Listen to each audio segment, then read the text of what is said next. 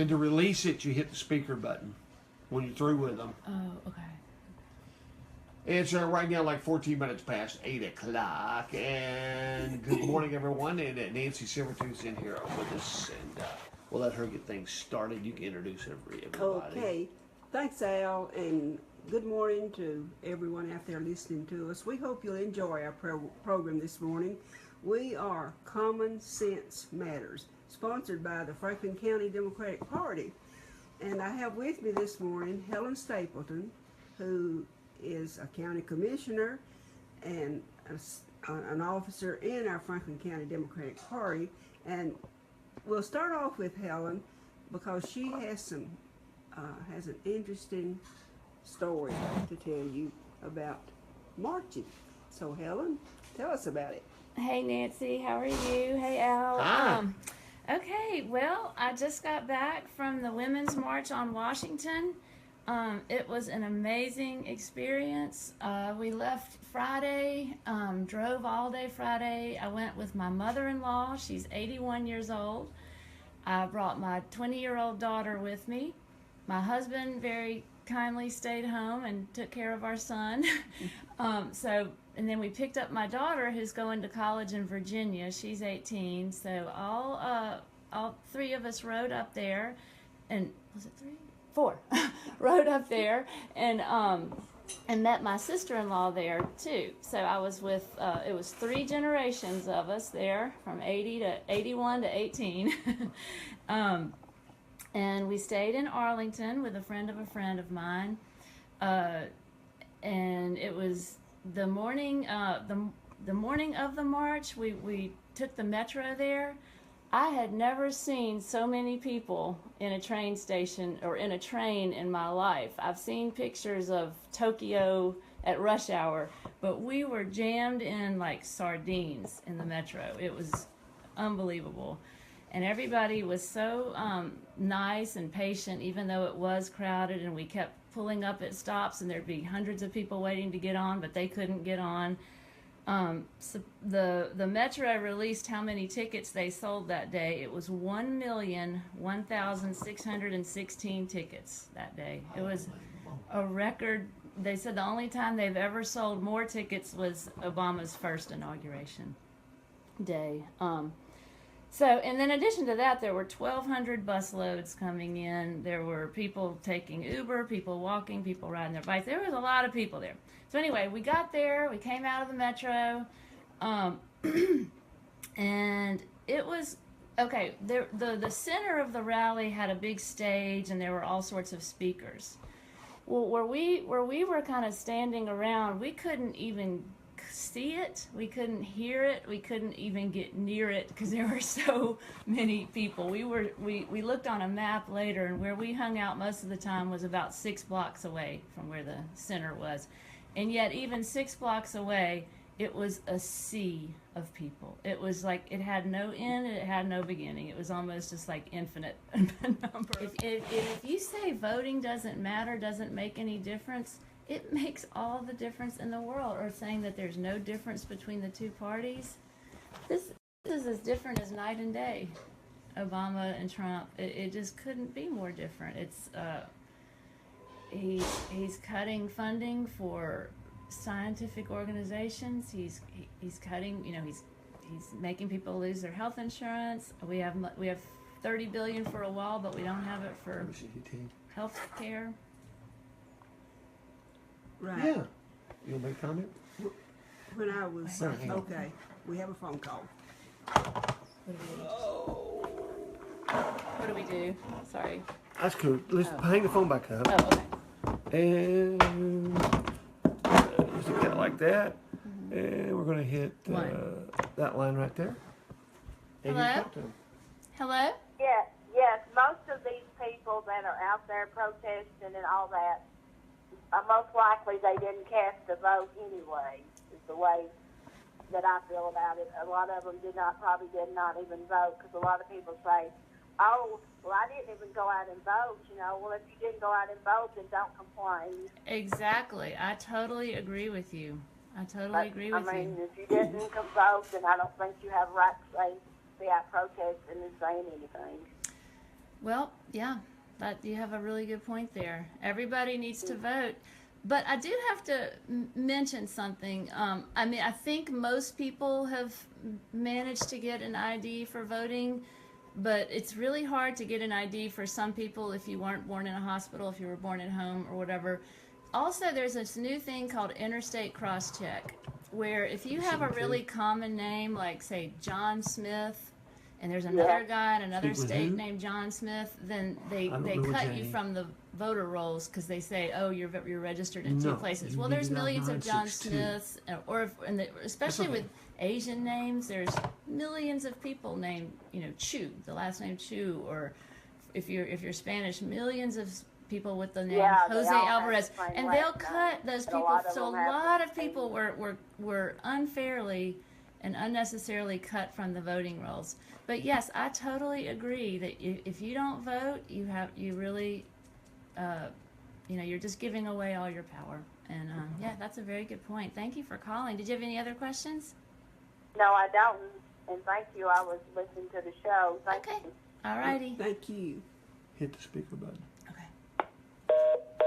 Okay. Do we have any more? Nope. Oh, okay. But yes, that's a very good point. And there were people there, protesting in favor of the Voting Rights Act. It's the Voting Rights Act has been weakened by the Supreme Court, and we need to make it easier to vote, not harder to vote. Right.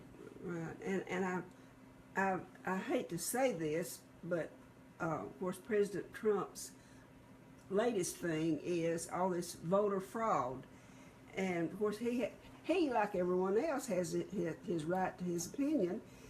But I'm afraid that's going to result in they're giving individual states the rights to go in and do investigations. Mm-hmm. And guess what? We have more states, red states, than we do blue states. Mm-hmm. But that's not right, whoever does it. If a Democrat did that, I wouldn't like it. Mm-hmm. Infringing upon people's voting rights. Voting rights are just basic rights that lots of people, women, fought hard for. Our black folks had to fight and even die for to get voting rights. Mm-hmm. And that's just a basic right. And in listening to some of the get people out to vote as our marchers, we can't change sometimes people's basic, how they feel about things, but there are lots of people out there that are just not voting, that are just sort of throwing up their hands, and we don't need to do that. There's too much at stake. And in Alabama, they got in trouble because, I don't know if they're going to get in trouble, but the governor shut down all sorts of driver's license bureaus where you would go to get your voter ID. He shut them down in black areas and kept them open in white areas. Same thing with polling days. They have it so that in poor or black areas that you have to wait for hours to go vote, whereas in the richer, whiter areas, like in Suwannee, for example, we go in and vote, we're done in 2 minutes. I mean, there's no line, there's millions of booths, but in the poor black areas and in inner city areas, there's 5 booths, and people are waiting for hours and hours, and that's a day off of work. Okay. Hello? Hey, ladies. Mm-hmm. There's these people get out here and wrote checks and things like that, and they're qualified as a felon, and the felons just can't vote.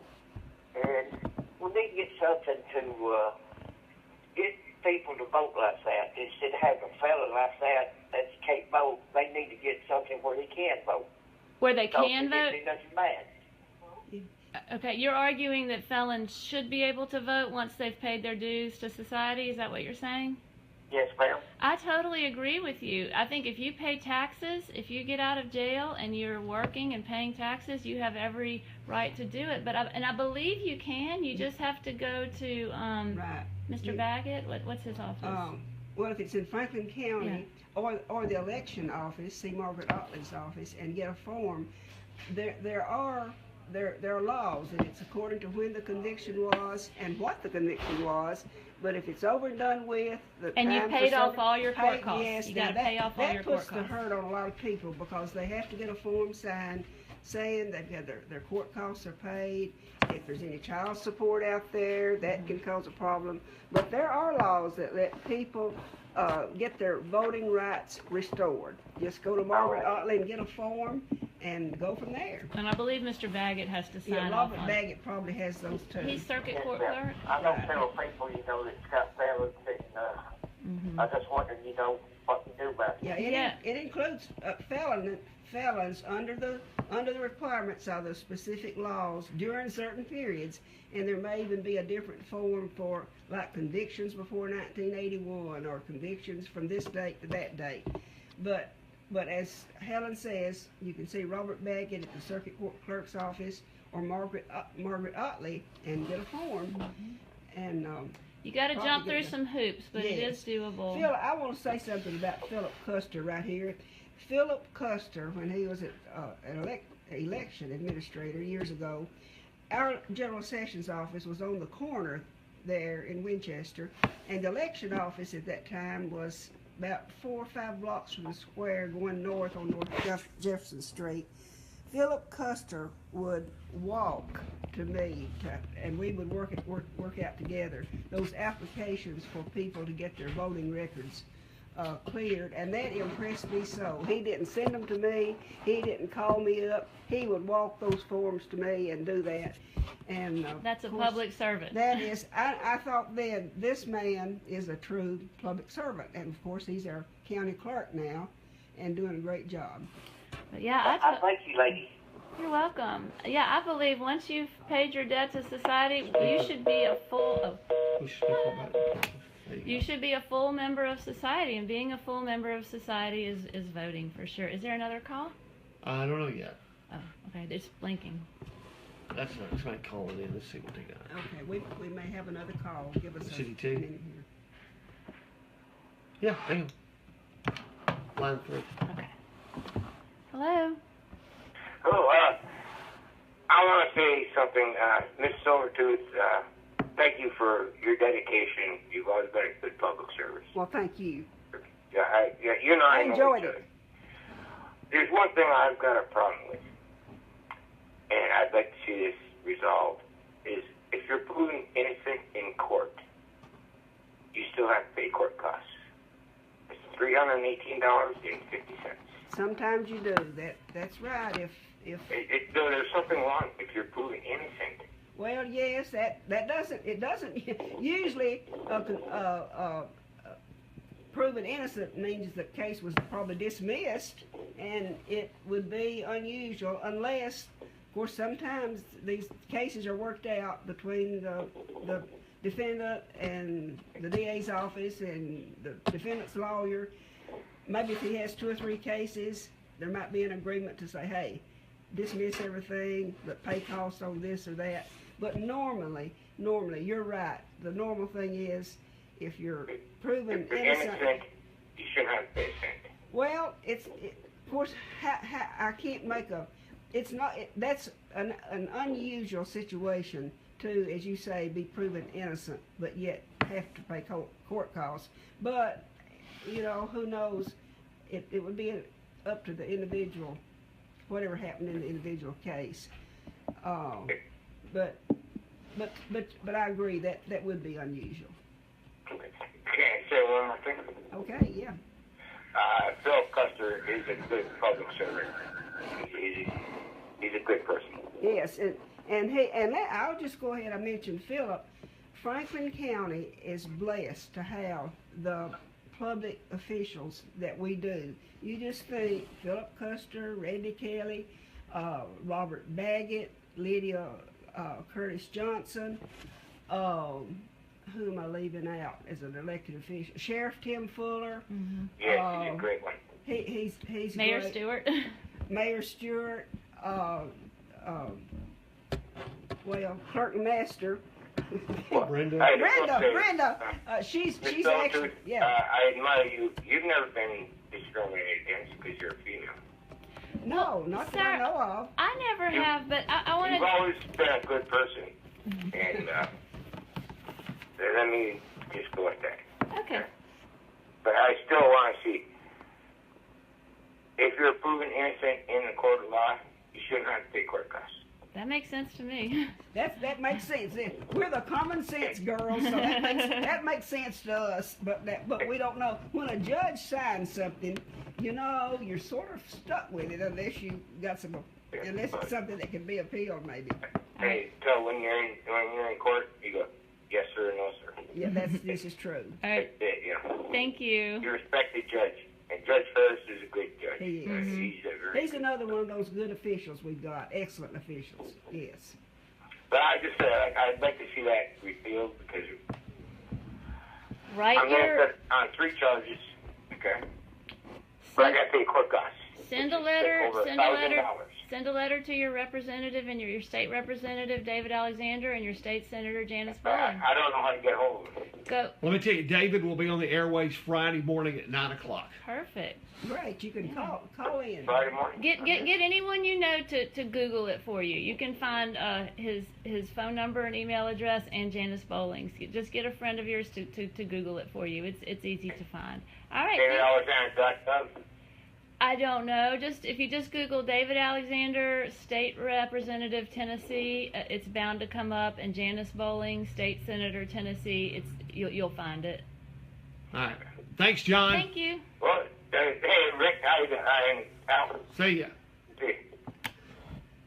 I wanted to just put a few. Okay, people keep saying, "Well, women have all the rights in the world in America," and we do. We do. But I want to just give you a few little recent history facts that really surprised me.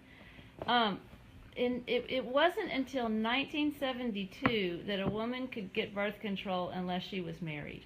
Only a married woman could get birth control by law until 1972. A woman could not serve on a jury until 1973. Now, maybe from here and there was one, but it wasn't made law that women have to be able to serve on juries until 1973. A woman could not get a credit card in her own name until 1974. You had to have a husband or your father co-sign for you until 1974. A woman could not sue for sexual harassment until 1977. A woman could not keep a job while she was pregnant until 1987. I'm not saying that there weren't pregnant women working, but it was not made legal until 1987 that you couldn't lose your job just because you got pregnant. A woman could not refuse sex to her husband until 1993. 1993. You weren't allowed to say no to your husband. You get a headache sometimes, right? That's right. And women didn't pay equal health insurance rates until 2010 with Obamacare. So before that, women paid more, higher insurance rates, and more for procedures until 2010. We're still waiting on the Paycheck Fairness Act, and we're still waiting on the Equal Rights Amendment. And this is just an interesting fact that well, never mind. But anyway, those dates just blew my mind, and everything you win, you can lose again. I mean, I don't think we're ever going to go back to the days where a woman can't get her own credit card. I don't think we're going back to that. I really don't. But as far as women getting paid equally, and I totally agree with the argument that women often choose careers that pay less because they want more flexibility and time with their family. That's me. I could probably be making more money, but I choose to have a job that's only 9 months a year so I can have the summers with my kids and things like that. So I see that, but there are objective studies of women in the exact same position, working the exact same hours and with the exact same results and productivity, making less than men. And it's not just in low-wage professions, it's even in Hollywood. There was a movie with Scarlett Johansson and her male co-star, I don't remember what his name was, but he was making almost double what she was. I mean, not that we should all feel sorry for the poor movie star women, but I mean, they were both they both had the same number of lines and all that, and yet the men are making more. And we need to do something about that because women are often the breadwinners of their family. I think we got a call. We need to keep our marching boots on. Yep. She'll catch it, Oh, okay. Okay. and she'll let us know. Okay. If it's for us. Yep. So, all right, what else, ladies? Oh, okay. I was listening for the phone. Yeah, you want to know if it was coming to you. Well, yeah, right. Well, I scribbled down some things here that we want to make our program interesting and helpful to folks out there. Yep. And here's something that I want to mention that I read just this morning, an article that talked about the latest Dow report that we've hit 20,000. Mm-hmm. The Dow report, okay, which sounds. And one little statement was, and we've heard this before, the Dow stock market is not the economy. And there was a sentence in there that I see and hear over and over, notwithstanding the stock market is doing well, and usually does over a period of time, unless we're in a recession, wages have remained stagnant. Mm-hmm. I see that over and over and over. So for the ordinary working people, when the ordinary person out here in Franklin County gets up in the morning and they're sitting at the breakfast table and they're talking about paying their bills, and they're more than likely not going to be, well, did you know the Dow hit $20,000? Yippee! It's, boy, I sure hope I get that raise that they promised, Mm-hmm. or I sure hope I get that job, jobs and basic jobs and pay. Yeah, there's a and big pay. difference There's between a big Main Street difference. and Wall Street. In fact, with regard to the 3 states that put President Trump over in the electoral college votes, I heard someone mention that they weren't stressed out so much about jobs as pay. They were wanting pay up there, a livable wage. Living wage. And so we'd love to see our, quote, politicians when they go to Nashville, when they go to Washington, all this meddling stuff and trying to pass laws, state laws, our state does this, trying to take on and dismantle laws that are already in place, privatize, get government out of doing what they're supposed to do. Just do things that help, common sense things that help ordinary people out there. Mm-hmm. That's what we want to do, and that's what we want people to keep their marching boots on and march to the polls at the elections. And if everyone voted, there would be no need for fundraising, there'd be no need for marching, there'd be no need for all of this stuff that wastes a lot of people's time. If everyone who believed in a higher minimum wage just went and voted, if everyone who believes that we need to move to renewable energy, that oil, we need oil. Yeah, I drove here this morning in my car. I burned oil to get here. Of course, we need oil. But we've got to start moving over, because oil is finite. There's only so much of that stuff in the ground. We're going to run out of it sooner or later.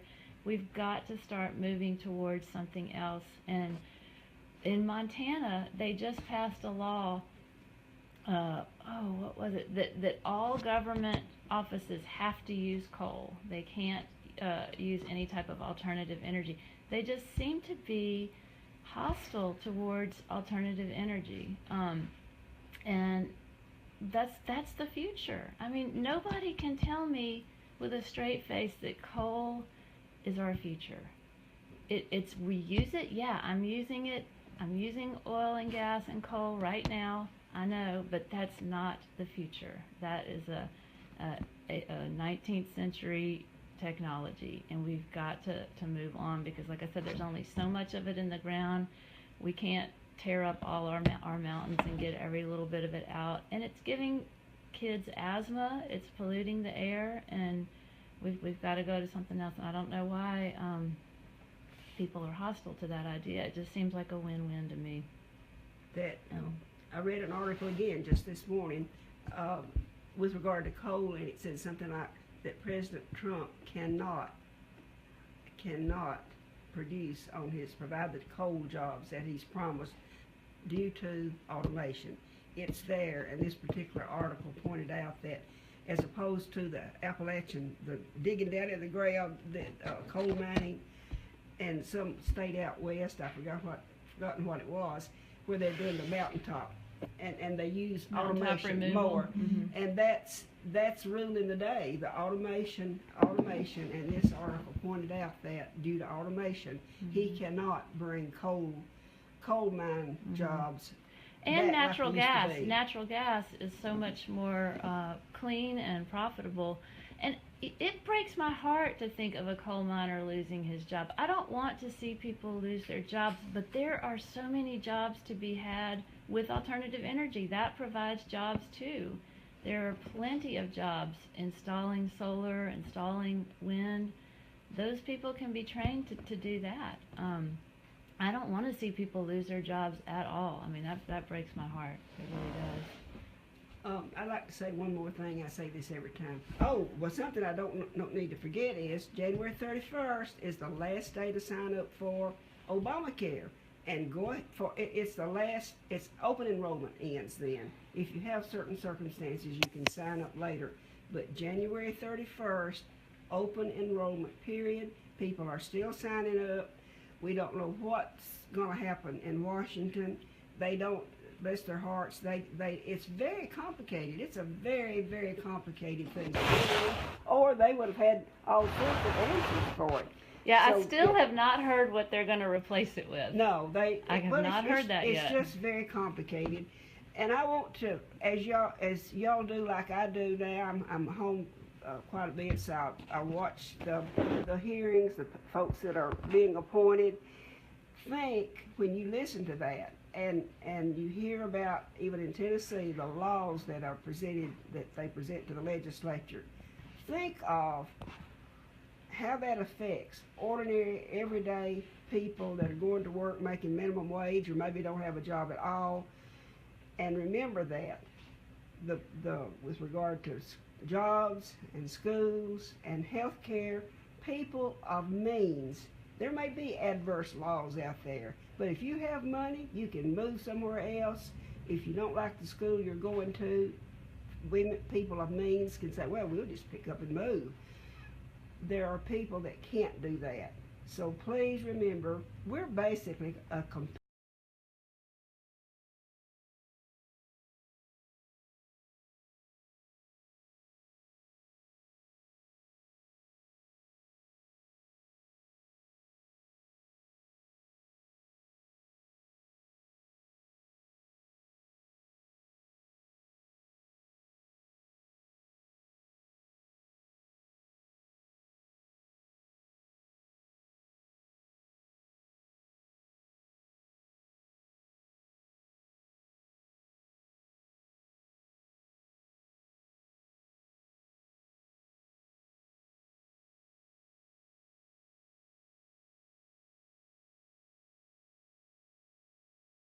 Family is Jewish.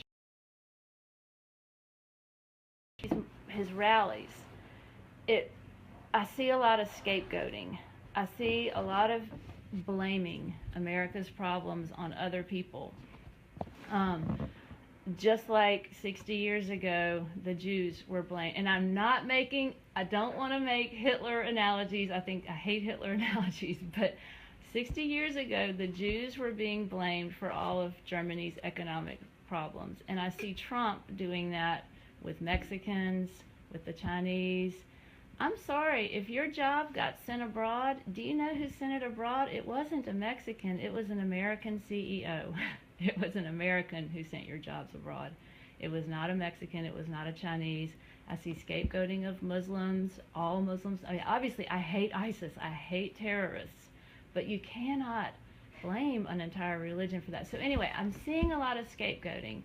And although I'm not a Muslim and I'm not a Mexican and I'm not a Chinese, 60 years ago, it was my people getting scapegoated and blamed. And so I identify with that. And I wanted to march personally because of that. Because sometimes of the things I saw his rallies just scared me to death. You know, there was one rally where he said, "Raise your hand in here if you're a Christian conservative," and you know, I'd say 90% of the people raise their hands, and he said, "Raise your hand in here if you're not a Christian conservative," and maybe like a few hands went up, and he's like, "You think we should let him stay? Oh, okay, we'll let him stay."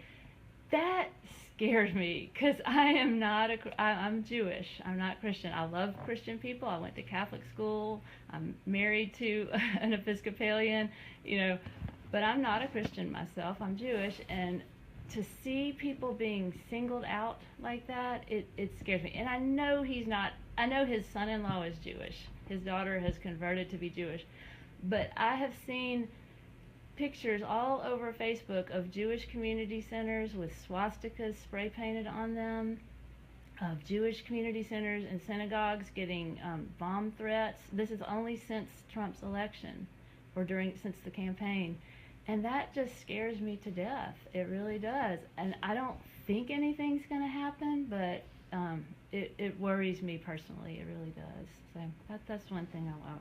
That's one of the reasons why I marched, because I don't like to see people getting scapegoated. Because like I said, it was an American CEO and board that sent jobs to China, and that's wrong. That's just wrong, and we need to change that. And see, Trump, I agree with Trump about going after that. I think we need to stop that, but he wants to do it by like going after individual companies. We need laws.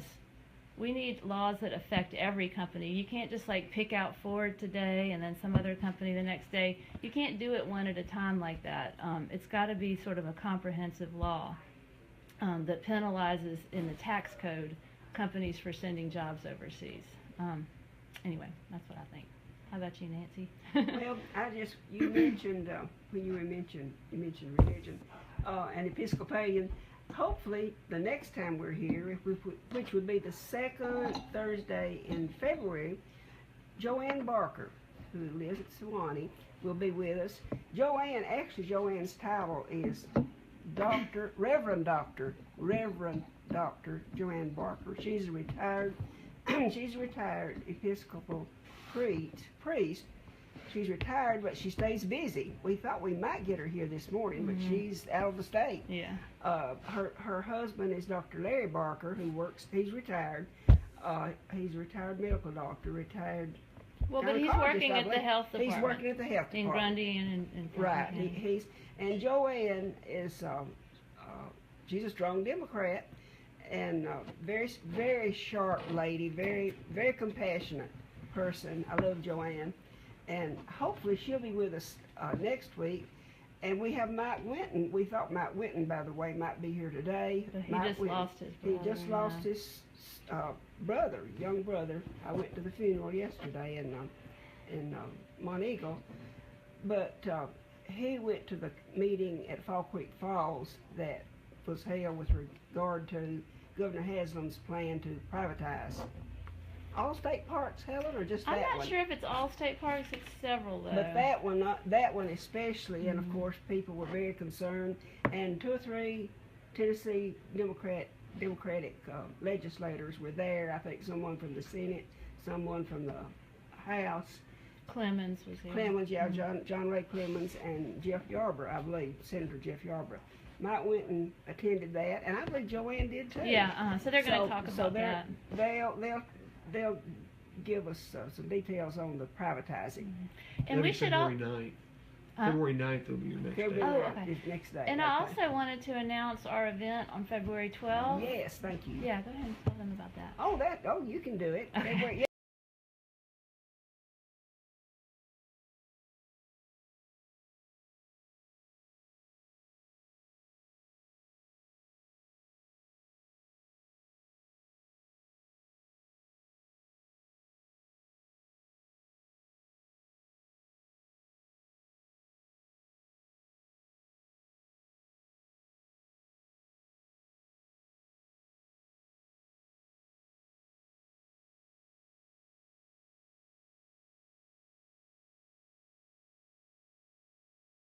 That students, can, graduating seniors can go to community